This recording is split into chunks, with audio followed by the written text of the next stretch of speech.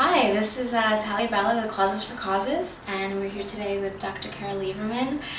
She's a celebrity psychiatrist, 3-time Emmy Award winner, author of the book Bad Girls, Why Men Love Them and How Good Girls Can Learn Their Secrets. And she's also the U.S. ambassador to the Kate Middleton Dress that we have here. Dr. Carol, please tell us a little bit about this dress and what it did for Kate Middleton and Prince William's relationship, and how it relates to your book, Bad Girls. Sure. Kate Middleton I call the quintessential good girl who used bad girl secrets to catch her prince. And when my book came out, it was around the same time that she got engaged.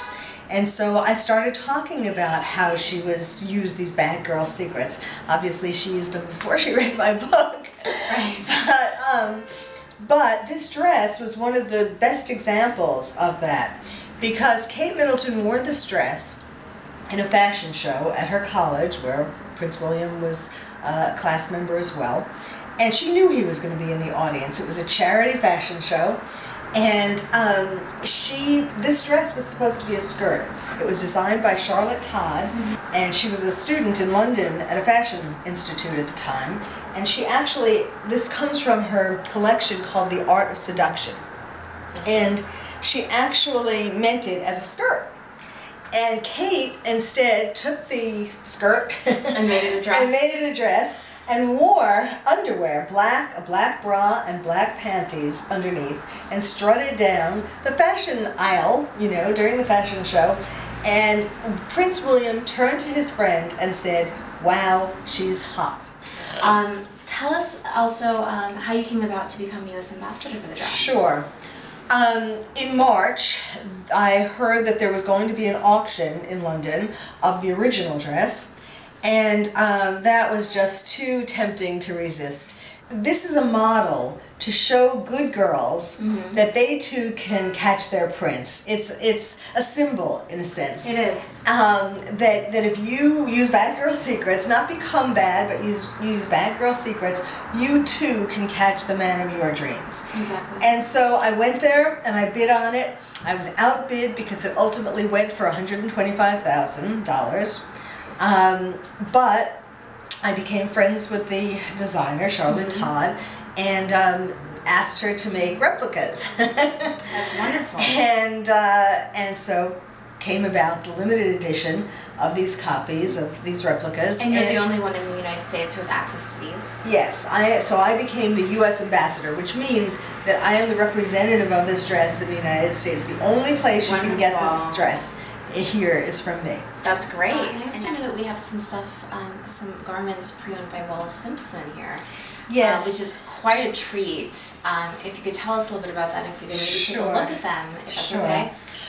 Well, when I was in London bidding on Kate's dress, I sort of realized right before the auction itself that it was unlikely that I was going to wind up with her dress because so many people were there and you know, were crazed about bidding on it, and I figured it would go for an incredible price, which it did. So my backup plan was to bid on the Duchess of Windsor's clothes, and the connection to Bad Girls is that whereas Kate Middleton is the quintessential good girl who used bad girl secrets to catch her prince, the Duchess of Windsor is the quintessential bad girl who used bad girl secrets to make her man give up the throne and to be her lover. And just to elaborate a little bit on the historical part, for anyone who may not know, Wallis Simpson was a socialite in London. Yes, Wallis Simpson was a socialite. She was divorced twice before, which is what contributed to making this a scandal. And she fell in love with, or well, I don't know about falling in love, but she set her sights on Edward VIII. And what's so interesting is that I talk about how bad girls come from dysfunctional relationships with their father, and Wallis Simpson, her father had tuberculosis, and from before she was born. And so he wasn't allowed to get too close to her, to hug her or kiss her, because they were afraid, of course, that she would patched TV from him. And so this idea of feeling unloved and unlovable is so well described in that relationship, and that's what set her on the path towards finding men who she would exploit instead of love. So here we are with Wallis Simpson's original negligee that she owned and that you were able to bid on and take home. Tell us about this and about her as a bad girl. Well, I call Wallis Simpson, the Duchess of Windsor, the quintessential bad girl who got her love to give up the throne.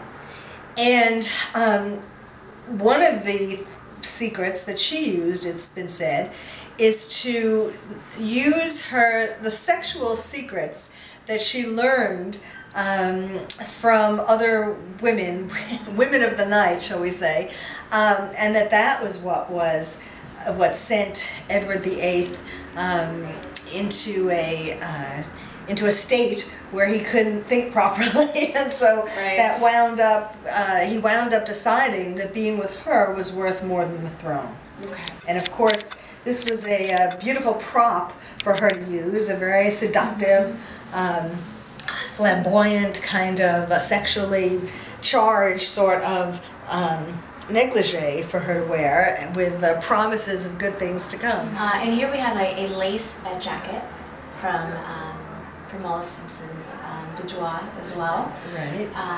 It's very seductress and very sexy. It's a beautiful piece. Yes. You know, some of the secrets relate to sex, obviously, for bad girls.